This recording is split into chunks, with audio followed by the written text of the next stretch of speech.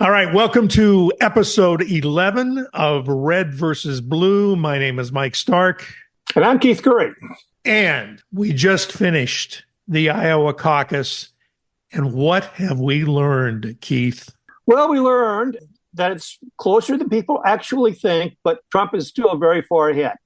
Remember, we said if Trump were held below 50%, that would be significant. He got 51%. We said if Nikki Haley were in second place, that would pretty much finish DeSantis. Well, she was in third place, about 2,300 votes behind DeSantis. She didn't quite hit that mark either.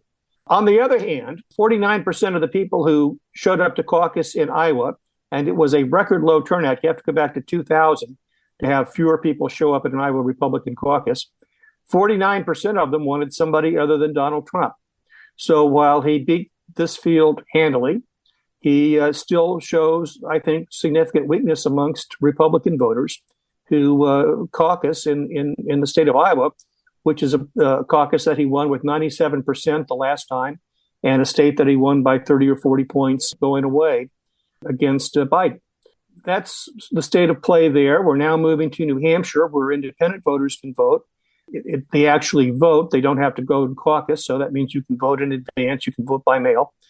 And Nikki Haley is expected to do better there. With Christie out of the race, Christie's votes will likely go to her, but Ramaswamy's out of the race. His votes will likely go to Trump.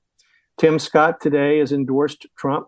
So his votes, such as they are there, and there weren't many, will go to Trump. So we'll see. But if she is close to Trump coming out of New Hampshire, then we'll go to South Carolina at the end of February for a major showdown. Let me go back to Iowa for a second. I heard a figure that there were only 18% of the entire Republican voting bloc in Iowa that actually voted. Is that the right figure? Yes, about 110,000 people. 170,000 people caucused last time. So a significant drop-off, the lowest turnout since 2000 in terms of participants in a caucus. Now, the weather played a significant role here. Sure. But I think you have to say, so did the lack of voter enthusiasm for any of the candidates, really, but that most importantly affects Trump. He got 51% in a state that he had been running at 55 and higher just a month or so earlier, 60% higher. So he got 51%. He's calling it an historic victory, but it's only 51% of 18% of the full voting count of the Republican Party in that state, right?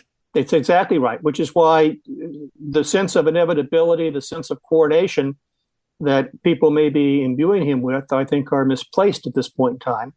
I think the more significant number is that almost half, 49% of Republicans who went out to caucus in Iowa want somebody other than him, who is the presumptive nominee, but is got a real enthusiasm gap, I think. If we were actually voting in Iowa and the weather was good, it could be a completely different outcome, right? Absolutely, because you'd have a much broader, somewhat more diverse voter turnout. You would have people who would be able to have voted over a period of time. It would have been a potentially different result. Now, we don't know. He could have won by more. Sure, of course. But again, the fact is it was a 51-49 victory for Trump. So he did win, but it's closer than people think. But you can't call it historic, right? It's historic in terms of the fact that it was a cold night and not many people participated. That's what made it historic. Exactly. Okay, so now it's on to New Hampshire. And what do you see going on there? You sort of touched on it, but give us a little more detail. Last night, Nikki Haley did a candidates forum, did a town hall in New Hampshire. She did very well. Both her and DeSantis do very well in those environments. They take the issues well. They understand the issues. They're able to articulate on them. It makes you understand why Donald Trump would be at a significant disadvantage if he were on the stage there, because other than huffing and puffing, he really, doesn't understand the issues enough to be able to talk about them in the way that Haley and even DeSantis are able to do. I read today that somebody said that the biggest strategic decision that Trump made was not participating in the debates, because he didn't have to go up there and face the other candidates and didn't have to expose himself to sort of his thin understanding of the issues. Now, New Hampshire voters, it's another retail politics state. They have these meetings in people's homes and in schools and in churches and restaurants, and you do get to meet and know the candidates, and they take it very personally and very seriously there. It's a more educated voter base, certainly than Iowa. That generally will help Haley. Trump could still come out on top, but I think it's going to be a much, much closer race. We'll see how it gets spun coming out of Iowa.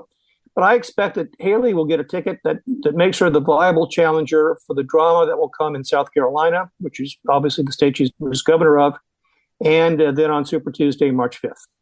Okay, so we'll have to wait and see, but I think you laid it out there pretty well for us. Now, something we don't talk much about on this show, and we probably should, because the focus is always on the presidential election, but there are a number of Senate battles going to be going on this year. Can you give us some highlights to some of those? Well, for those of us in California, we're going to have a significant race here. It's going to be a jungle primary on March the 5th. There's three congressional Democrats running, and Steve Garvey, the former Los Angeles Dodgers, San Diego Padre baseball player. He's also facing a Republican activist, Eric Early, who's run statewide several times before, unsuccessfully. The top two will go to November, and there's a possibility we could have two Democrats go to November. That would likely be Adam Schiff and Katie Porter, or we could have Adam Schiff and Steve Garvey. I think those are the two likely possibilities. If the Republicans unite around Garvey, the Republicans will be in November. In West Virginia, Joe Manchin, who has been a conservative Democrat, is not running for re-election. The popular and rich governor of West Virginia, Justice, is running, and the Republicans will likely pick that up, which would result in a 50-50 Senate. So the vice president, whoever that might be, will be able to cast the tie-breaking vote and control of the Senate. There are some other races. In Arizona, you have Kristen Sinema, elected as a Democrat. I think she's running for re-election. She's facing a Democrat, Ruben Gallego, and a Republican, Carrie Lake, who has been a big election denier, formerly defeated candidate for governor. So that race could go, well, we don't know how the race could go, but there's three candidates there, a Democrat, the incumbent, who is running as an independent, who was elected as a Democrat, and a Republican, Carrie Lake, who's pretty strong MAGA. We'll see how that comes out. The Republicans have some long shots. Sherrod Brown has got a run in Ohio, a state that, he's an old-time liberal, and Ohio is a different state than it was when he first got elected. And there's some other races that could also, go one way or the other in a surprise, but I think those are the ones to watch. Oh, and Tester in Montana, right, who is a conservative Democrat, who has held a conservative state now for several years. He always faces a tough challenge. Of the ones you mentioned, the ones that are of most interest to me are the Arizona and the California, because we're both in California. The California one would be really interesting, whether it's Garvey or Porter that are running against Schiff. Either one of those would kind of be an interesting battle, don't you think? It would be an interesting battle because they would, if it's Porter versus Schiff, the question becomes who is going to appeal to the 30% of the state who are Republicans. Now, Schiff historically has been a more moderate Democrat. He was part of the Blue Dog Coalition. He was relatively moderate in the legislature. He's been around long enough that he was part of in the 90s with the Get Tough on Crime activities, which actually worked, but which now are held against him by Democrats and liberal activists with long memories. He has most notably, however, been known for going after Trump, and his popularity rose when the Republicans decided to censor him in the House.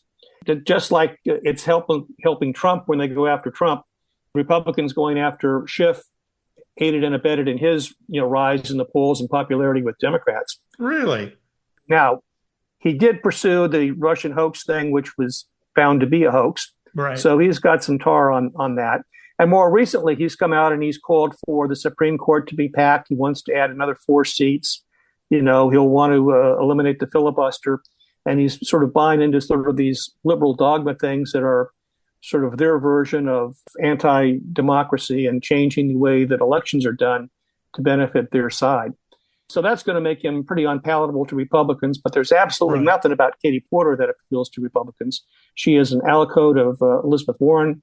She is hard left. She lives in public housing at UC Irvine that ought to be used by a UCI faculty member. And it's very luxury housing, by the way. And she gets a subsidized home there that she's not moved out of since her election. That's a little deal on the side that is going to become an issue, I'm sure. So, Republicans will have a real dilemma if Garvey doesn't make it through to November.